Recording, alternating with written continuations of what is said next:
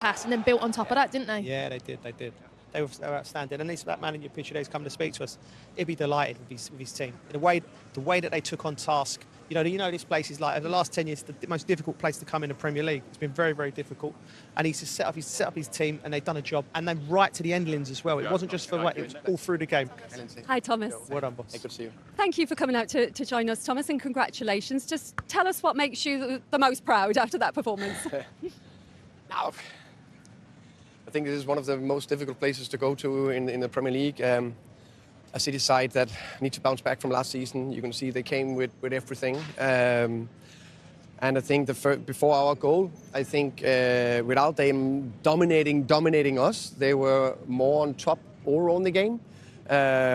But we stayed in it. We're solid, top mentality. And, you know, there will be games like this. We also early days. I know, not even if we're early days, let's say in 3 years' time, we are fantastic. You know, it's still tough in games to come here, for example. And then after the 1-0 goal, I think actually we were more or less the better side. And I'm very impressed with how we stepped up second half. And there were some big moments where we could have killed the game off. I was going to ask about that second half as well, because you said it's early days, but have we already seen sort of a little evolution and lessons learned after what happened in the PSG game, the way you managed that second half? Yeah, I think there's a couple of things. I think this is also 10 days later, so it's not only the learning from that game, also the learning from that game, but I think especially the high pressure was consistently good second half. And they struggled to get out of that. And that I'm very happy with. Thomas, can I say, like, fantastic performance first and foremost, and a great result. For you coming into Spurs, it's an unusual time to come into a club because such a difficult season in the league, but they won a trophy. So what did you find when you walked into the room in terms of like the confidence and the mentality of the players? I think I found actually a very strong mentality in the players. It was a group of players that's been, you know, through a tough season, ending on a high. But I think that those tough moments had, you know, pulled them even closer together. So great mentality in many ways. And then we had to build on that. Yeah. Have you noticed more scrutiny? It's obviously it's a huge club, Tottenham, and there's all the eyes are on you now, and there's expectations. Have you noticed that's ramped up from your previous clubs? I would say, of course, I'm aware of it, but I'm not on social media. Yeah. I'm very rarely. Good choice. Yeah, thank you. Wise man. I'm very, because of what you just said there. Yeah.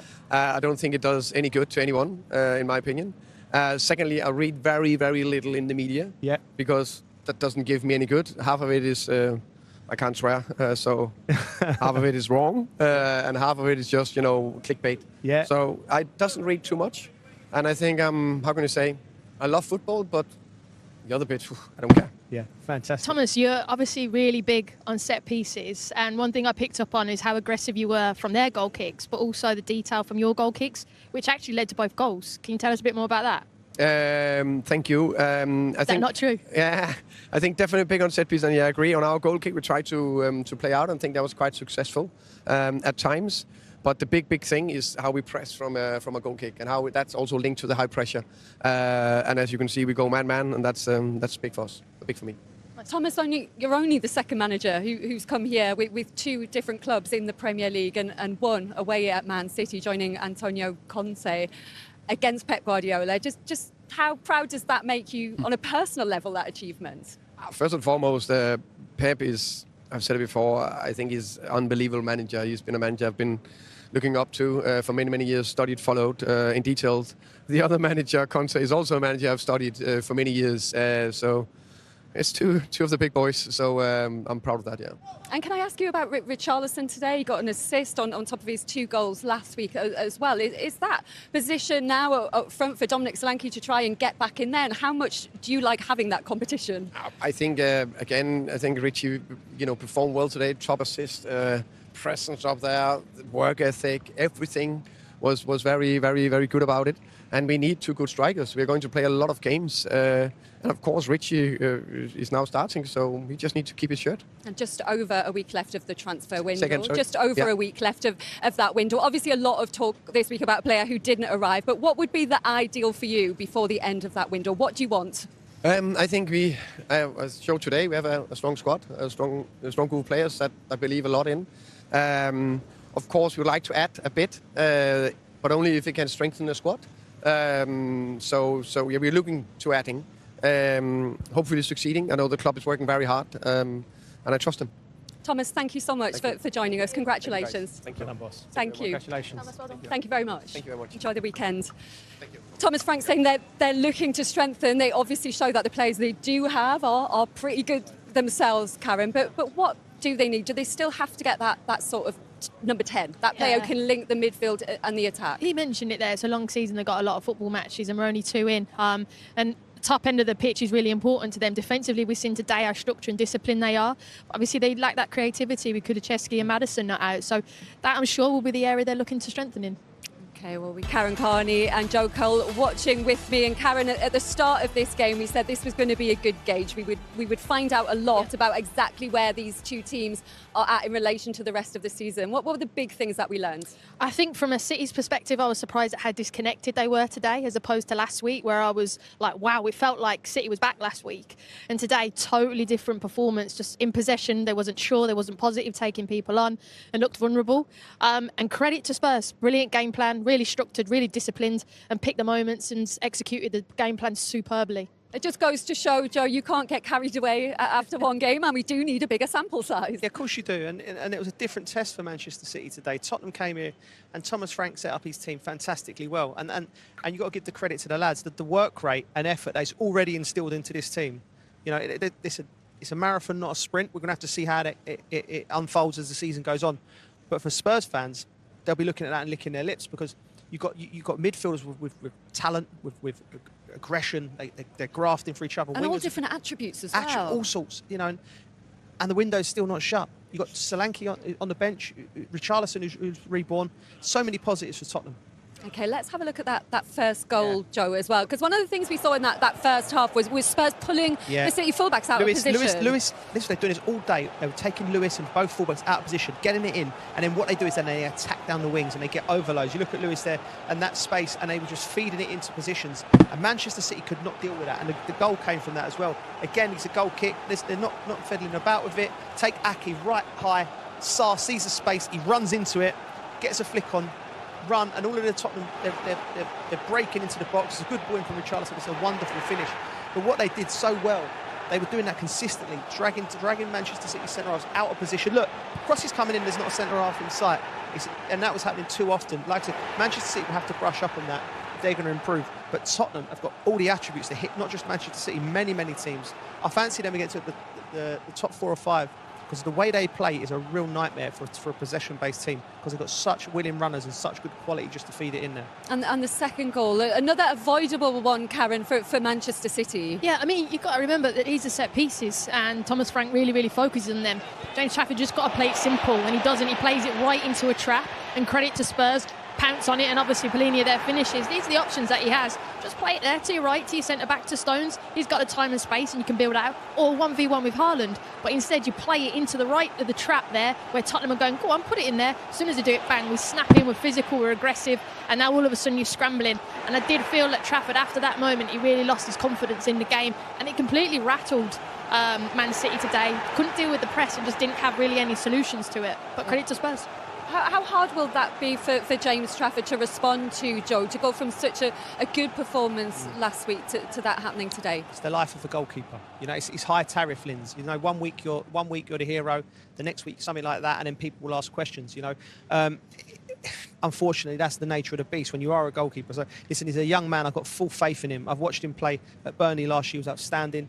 For England under 21s, it was brilliant. And you don't play for Manchester City, you don't play for Pep unless you know what you're doing. What would have helped him is the Donnarumma noise that is coming out in and around it. You know. Will that step up now? Do you think even more? Well, listen, that's it. And what I know of the lad and what you hear about him from people who work with him is that he will step up. You know, and that's what you need. So you have to go through the fire with goalkeeper. Every goalkeeper would tell you they've made mistakes like that in their younger days, and you have to go through the fire and come through. I thought he looked a little bit shaky afterwards, but overall there was no more mistakes after that game. So you just put that to bed and move on now for him. Joe already talked about that Spurs midfield, Karen. He made the changes from last week, but does that just go the strength and depth he has in those areas and the qualities they've got? Yeah, I mean, he's obviously he's brought in Polina back into the team today, and obviously I think Ali gave him player of the match. He was instrumental in both goals, and Obviously, Polina then gets his second as well, but the physical nature of them, the game understanding, the experience of both of them, I love this, celebrating blocks, tackles. You know, this is what we saw from Polina when he was in his time at Fulham, and it's reading of the game. And, you know, when you're playing against City, you need people just to block those little passes, and Takua there doing really, really well. But what they did really well, though, was, Joe, they found the length. Today, what did you make of their performance? I had the feeling it was a little bit better than the result, so we start well. We conceded a goal like could happen, but the simple things, I miss the simple things with the ball. We lost with the quality they have, that individually our simple things with the ball, we miss it, and that's why, of course, they can transition, and after, of course, score the second in the edge of the first half was difficult. We need one goal. We had the chances. And the penalty don't given from Oscar, and after the chance from Erling and Ryan, and we have chances at the end, of course, some transitions of them. So, and we didn't read much well, so it's my marking and pressing that we knew it from, because Thomas has do it and happen. We have to track and play in different way that we played. But in the final third was really good. We don't concede. We control the transitions, and but yeah, the result is not good, but it's a long way, and we will learn from that. Did you feel like you had a lot of control of the game before they scored, and then why was it so difficult to get that back? It happened sometimes. All the time when sports happen, so they punish us always in that position. Can happen on action, but they didn't do anything. But even with that, before the goal and after the goal, it was slippery and many times, and the simple things, the passes, we didn't break, and we didn't make, I would say, our build-up. They were so narrow, put the ball more outside, and from there, try to make the actions, but yeah, we will read, because many teams today is a lot of pressing, high pressing. You have to read for that. Was it a big difference facing Thomas Frank's Spurs side to the Spurs of last season? It's the beginning of the game, so I'm not going to say now if Thomas is better than Ange or Ange is better than Thomas. So it's a question of the Spurs. So for me, Spurs always have been a good team, and last season was, and this season again. Aït-Nouri had to come off injured in the first half. Is that anything serious? I don't know. I didn't speak with the doctors yet. There's just over a week left of this transfer window, and I know you've been asked a lot about your squad size. Obviously, the bigger it is, the more options you have, but it means having to leave players at home. So what's more important, having those options or keeping your squad happy? The right balance. So the players don't play for a long time is not good, but you have to have enough players to play every 3-4 days in this demanding league. So we will see. We have a long week with the club. We talk with the players, agents, and we'll see. Akanji and Gundogan were both left out of your squad completely today. Is that an example of that? Last game was Rodri and Phil Foden. Up next for you, Brighton. How important is it that you bounce back and get a win as you head into the international break? Now we have 7 days, so we have to recover and analyze and talk and start to train. As much as we maintain that rhythm that we are maintaining from a really long time, we're a moment that we will find the right balance and we do it. Pep saying he had a feeling it would be better today. Karen, just how big a drop-off was the performance from last week? Where do you feel they struggled the most? I think he mentioned it, the simple things. You know, the 5-yard passes, taking someone on, over touching things.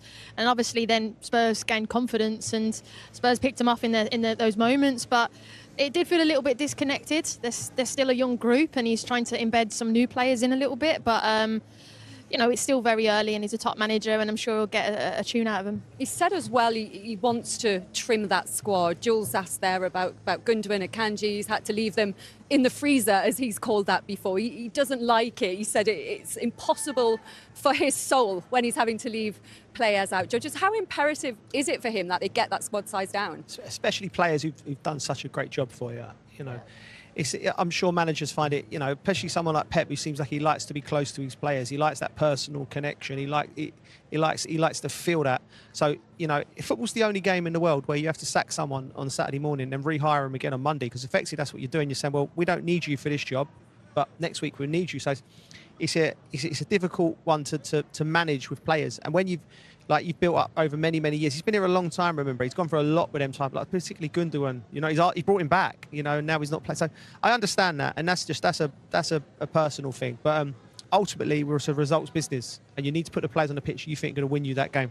And looking for results, it's a tough run coming up. It's Brighton away next weekend. Then they've got the Manchester derby here after the international break, followed by Arsenal away, Karen. That is a daunting run they've got ahead, City, as they try once again to prove that they are genuinely back. Yeah, but look, they've been through this before in terms of the next game's a big game, the game after. This is why they were so successful in the last, not the last season, the seasons obviously before that. But, you know, he'll get a response out of them. He's also got a new staff that you're going to have to lean on to bring the energy and get these players back up again. It didn't feel right. They were disconnected today. The individual quality wasn't there, but there's always a next game to respond. Yeah. Polinia with the goals, and this is some of your response on social media. Philip says that it was a Thomas Frank masterclass, perfectly executed by the Spurs players. And the Chief says that's a bad result. Shades of last season in the performance. Teams will fancy their chances against us. And the Spurs web saying, back Thomas Frank with absolutely anything he wants. Back him now. Is there a worry, do you think, from Spurs fans that there is a little bit of a history of the managers not being backed? Karen, there. Yeah, coming through. Yeah, and obviously what's happened the last few weeks, we've lost out on potential 2 marquee signings. But, you know, the manager came over, he said he trusts the team and trusts the staff to bring in the players that he wants. So I'm sure there will be people coming in, but it will be typical maybe last minute of Spurs. What would be the dream, do you think, for Spurs? What would make the fans happy at the end of the window? At the end of the window? I can't see there being much more happening. I think it's Daniel. No, I think Daniel Levy's he's a great position. He ain't spent a lot of money. He seems to have got 2 great results. Squad's moving. I don't think he'll go and get somebody that is of age and ready to go. I think there'll be a few young players that come in that'll bolster the squad. Savinho, do you think after today, do you think that's more or less likely? After today, I think the Savinho deal is less likely.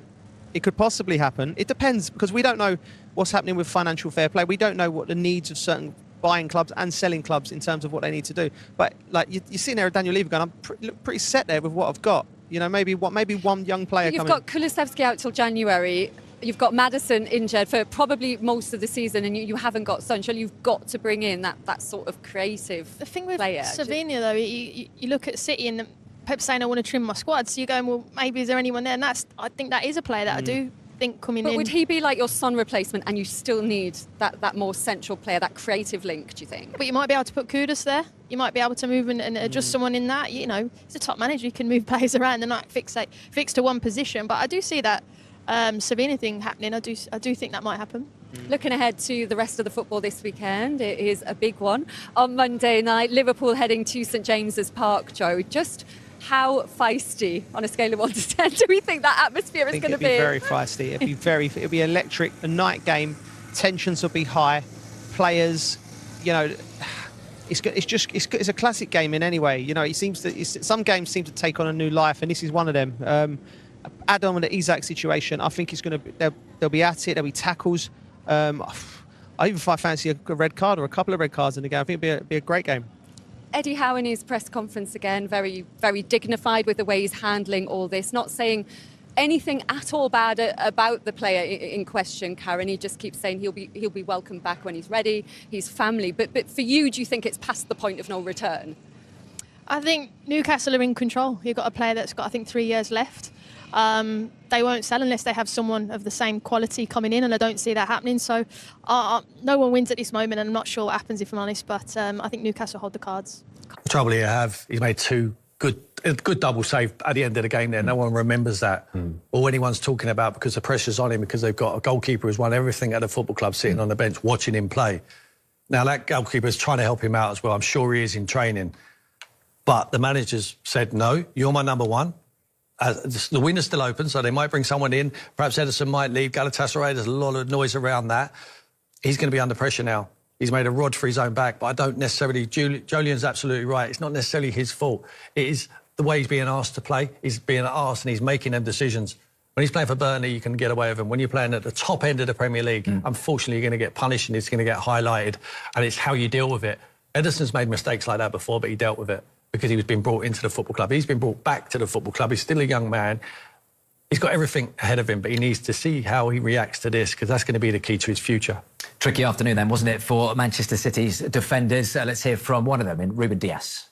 Not the result you wanted today. How did Spurs make it difficult for you out there? I mean, they're obviously a team with many individualities. We know of it.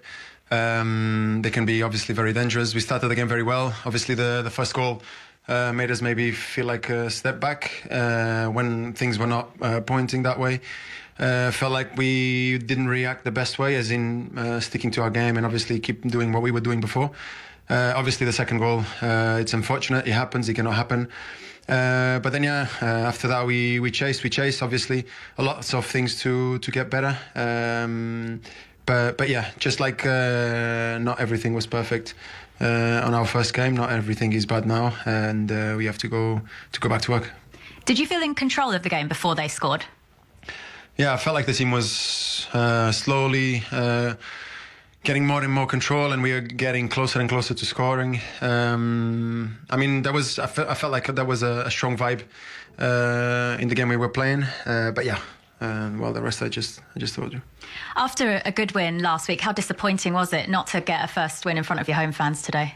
Yeah, I mean, frustrating. We want to win even more at home for our fans, our first home game. But it is what it is. It's football. We look forward.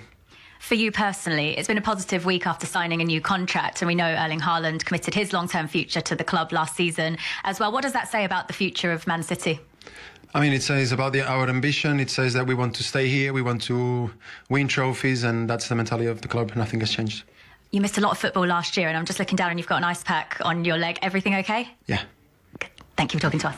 I think, Jolie, and Manchester City will be hoping this is just an early season blip. You mentioned before kick-off that Pep will still see these first few games as pre-season, working things out. Yeah, definitely. But like Tim said before the game, you don't want to fall behind Liverpool. And that'll be their focus is we need to stay above Liverpool for as long as possible. And the more you do that, the more chance you have of winning the league. And as you said, Spurs isn't an easy game for Man City and Pep in any season. But after the back of last season, it may have a bigger impact.